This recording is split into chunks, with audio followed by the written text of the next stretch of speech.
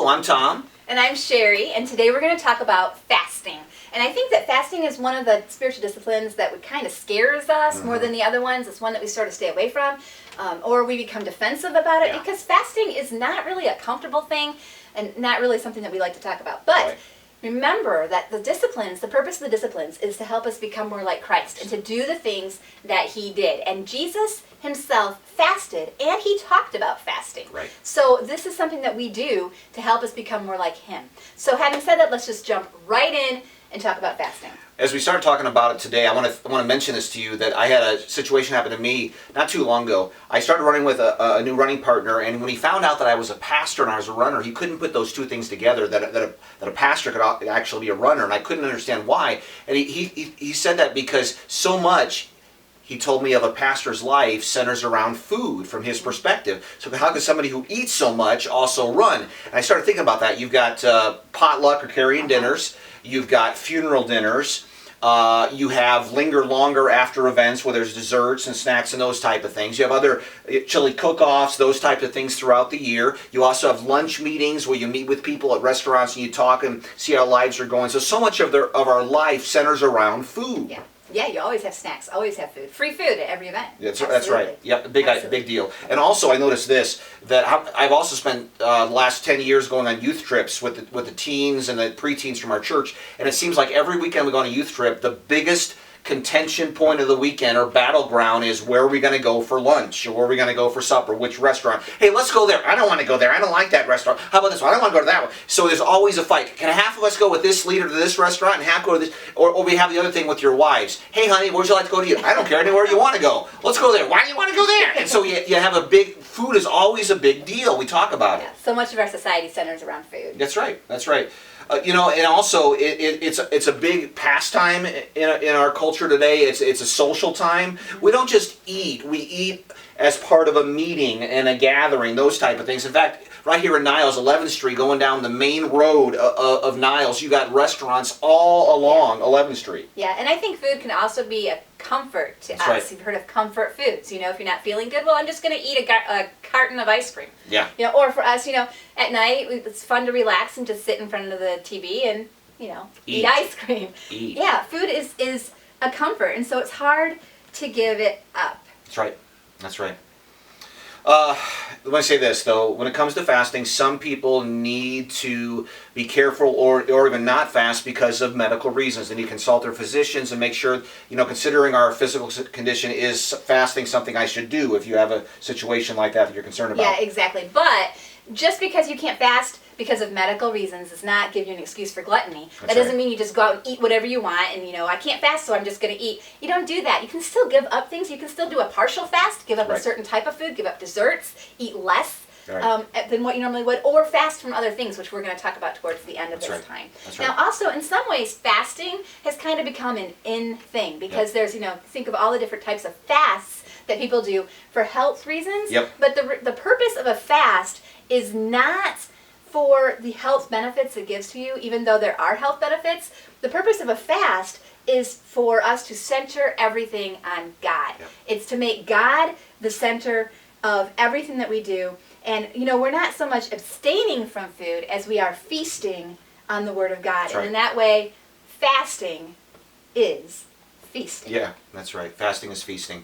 And also, I'm going to say this, that of all the disciplines, fasting really shows us what it is that controls us, because eating is such a big part of our lives. But if we're willing to participate and to go forward in the discipline of fasting, it can really make a transformation in our lives spiritually and growing our relationship with the Lord. And it also brings out those things in us that aren't necessarily the best. Like when we're hungry, it brings out sometimes those characteristics. You've heard the term hangry before? You've heard that, I'm hungry, I'm angry, I'm hangry. It brings that out, and it shows us areas of our life that we do need to transform and to bring closer to Christ. That's right. So having said all of that, we're going to give you some practical things that you can do how to fast and some things to keep in mind. And first of all, if you're going to fast, I'd say just do it. Set a time. Find a time, find a time in your schedule that you're planning on doing it, decide on how long you're going to do it and when you're going to do it. Maybe it's just going to be one meal, maybe you're going to try to fast the whole day, whatever it is, decide when you're going to do it and try to make sure that it's at a time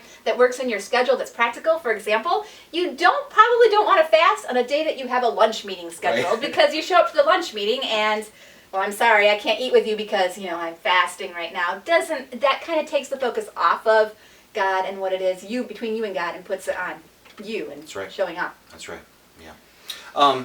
Also, just a suggestion, when it comes to fasting, don't stock up ahead of time, okay? If you're going to start fasting at noon on Tuesday, don't go to a buffet at 11 o'clock on Tuesday and just eat your heart out for an hour ahead of time, all right? That's kind of like the old idea of Mardi Gras, right? Yeah, we know we're going to give up something, right? So let's take up as much as we can before that day hits. Eat all that stuff, and then I won't even notice that I won't even miss it. That's right. I had so much ahead of time. Right. Yeah, exactly. And then spend the time that you would normally be doing that activity, in this case, food, spend the time you'd normally be eating in prayer or in service or in study or in some other discipline to bring you closer to God. It's fasting is not a discipline that's just normally done by itself. It's done in conjunction with the other disciplines, fasting and praying or fasting and service. So spend that time when you'd normally be eating, praying if you can do that, and praising.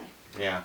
And I also want to mention that if you are fasting, when the days come that you're fasting, you need to be drinking water, though, okay? You're taking time off of food, all right? But we need to be drinking water. Our bodies can go a lot longer without food than they can without water, so stay hydrated. And if your stomach, you get those hunger pains that come in there, you're maybe not really hungry, but your body's used to eating a certain time every day, so say, hey, I'm not being fed right now. Drink some water. Take care of that. You need the fluids in you, the water in you. Exactly. Okay? And also remember that fasting from food does not mean fasting from medication. So if you're on medication, you need to stay on that medication. Don't say, I'm not going to have the medication either. I'm getting off of everything. Yeah, and the other side of this, too, when you come out of a fast, when you're finished fasting, it's not like I'm fasting until noon, so as soon as your watch, hits 12:01, I'm going back to the buffet, okay? I'm going to go to the buffet, okay? It kind of kills it, that idea. Gradual. So. Remember, fasting is about moving your focus from yourself and your own needs or desires to focusing on God and making Him central, intimacy with God. So when you start to feel hungry during a fast, use that as a sign to pray or to praise or to think about God. Right. I've also known it to be done where someone will fast maybe a certain day every week for several weeks in a row.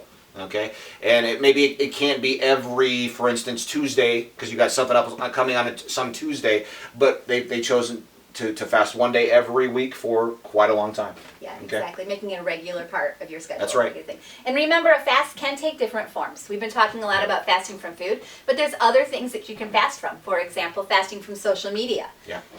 Could you imagine if we spent all the time that we're normally on social media with God? Mm-hmm. Wow, I'd be like a spiritual giant probably. That's right. After all that. But remember, and this is going to go to the verse that he's about to read, that when you're fasting from social media or you're fasting from TV, it's between you and God. So you're not going to advertise that you're doing that. So don't go on social media and say, sorry guys, you're not going to hear from me for a while because I'm taking a fast from social media.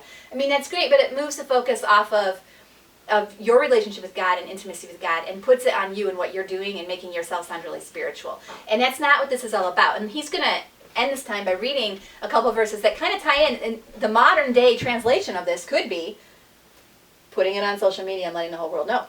Matthew chapter 6, Sermon on the Mount, Jesus says this, when you fast, do not look somber as the hypocrites do, for they disfigure their faces to show others they are fasting. Truly I tell you, they have received their reward in full. But when you fast, put oil on your head and wash your face, so that it will not be obvious to others that you are fasting, but only to your Father who is unseen. And your Father, who sees what is done in secret, will reward you. So remember again, it's a great time to put yourself in a position that you can grow in your relationship with the Lord. It is between yourself and the Lord, so you can be transformed more into the image of Jesus Christ. All right. Tomorrow we're going to talk about the discipline of study, and we're going to give you some verses here on the email that you receive to prepare for tomorrow. We'll see you then. All right. Bye-bye. Bye.